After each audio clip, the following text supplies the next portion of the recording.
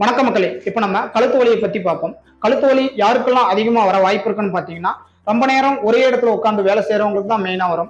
Example, IT worker, computer worker, teacher, tailor, businessman and drivers. கழுத்து வலி வந்த பிறகு என்னென்னலாம் பயிற்சி பண்ணலாம்னு இப்ப கழுத்தை மேலே பார்க்கவும், பிறகு கீழே பார்க்கவும். இடதுபுறம் வலதுபுறம் உள்ள தோள்பட்டைகளை ஒரு பக்கமாக பார்க்கவும். இடதுபுறம் வலதுபுறம் பக்கவாட்டில் சாய்க்கவும். இரண்டு தோள்களையும் காது வரை உயர்த்தி பிடிக்கவும். இடுப்பில் கை வைத்துக் கொண்டு தோள்பட்டையை முன்பின் சுழற்றவும்.